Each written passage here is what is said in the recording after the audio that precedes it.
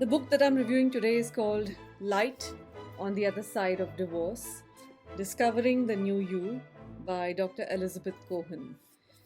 I've always been in search of that one book written by a psychologist giving their own first hand account of how they coped with their own divorce or separation. And I'm lucky to have chanced upon this book and picked it up at the local bookstore here in NARROWSBURG, New York, called One Grand Books. Anyway, they always have a great curation, and this book is a memoir, but also a book that offers some amazing insights and counsel to those who are considering, have gone through, or are going to be going through a divorce. The book took me about 10 hours to finish. I give the book 4 out of 5 stars. I will be recommending this book to other therapists to give to their clients who are also going through divorce or have been divorced. When I read up on Elizabeth Cohen, I found out that she is a clinical psychologist with over 15 years of experience to her credit, and she's worked in the area of anxiety and depression.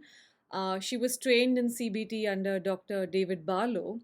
Those of you who are psychologists would know that he's a very well-known Boston psychologist who's published on the treatment of anxiety and has written a lot on worry and metacognitions. Anyway, coming back to our book, the manner in which the author writes, of course, is as if the reader is assumed to be someone who is considering or is going through a divorce. And the book takes you through all the assumptions that one makes about divorce and gives you really good tools and exercises, journal exercises, to change how you view the whole situation. Some of the exercises are really interesting, and they use Milton Erickson's view. You know, this was a psychiatrist who was the founding president of the American Society for Clinical Hypnosis, and someone who used his own physical handicaps to sort of inform his work. Those are the best kind of books, when people inform their work based on their own experience and struggles. I always tend to find those more authentic, just like I found this book kind of authentic. One such exercise, by the way, which has become quite popular online, is called this optimal future self exercise. And the thought behind it is looking at pseudo orientations in time where you project yourself into a desired future. But I just want to let you know that that was informed by Milton Erickson's views, and she's given she's attributed it to him, which I think is impressive. The book also deals with really important emotions like righteous anger that people feel on both sides of the divorce. It gives you very concrete strategies to manage tricky emotions. I use the word tricky because they make you do things that a lot of my clients have said are not them.